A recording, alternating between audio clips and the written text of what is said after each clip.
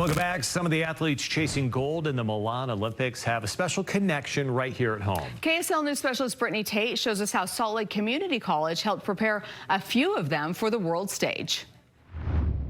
As the pathway to the Olympics starts to unfold and that dream becomes a reality, there are so many factors involved. Obviously, amazing talent, but also incredible support. Here at Salt Lake Community College, there is a long history of local athletes being supported at the college at an advanced level. In fact, this year alone, roughly 15 athletes are competing in the Olympic Games. With the exercise science department, these students receive not only dietitian support, but also advanced training at every level. And joining me now are exercise science professors. We have Carrie Needham and Jen Day. And Jen, it's actually amazing because you will be traveling with the U.S. speed skating team to Italy. Yes. Tell me about the preparation for that. So there's a lot of planning that goes into the games, probably more than most people expect.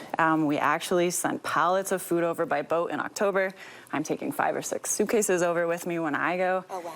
Lots of planning because you never know what's going to pop up, and we're trying to prepare our athletes as well as we can for the games. That is so incredible. Yes. All right, talk to me about your role in prepping these athletes. Yeah, so here at Salt Lake Community College in the Department of Exercise Science, we've been working with the U.S. speed skating team since 2018, and they come in here into our performance lab where we do testing to determine their baseline fitness. We look at training zones, and the coaches and athletes will use that information to optimize training and performance.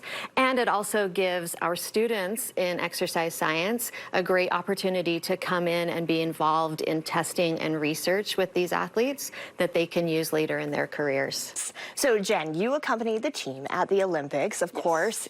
When this airs, you will actually be in Italy. But tell me, what does that look like? You talked a little bit about the preparation, but once you're there on the ground, how does that play out? Then the fun begins, and you're just trying to prep for any scenario that could pop up. Most of the time, I'm food prepping, cooking in kind of random places, hallways, hotel rooms. I even made pancakes in an oversized closet in Beijing.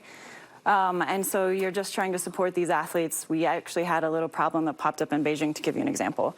The food's very bland there. They don't use very much salt. Our athletes are used to a pretty high salt diet, so their ankles and feet swelled up and they couldn't even fit in their skates.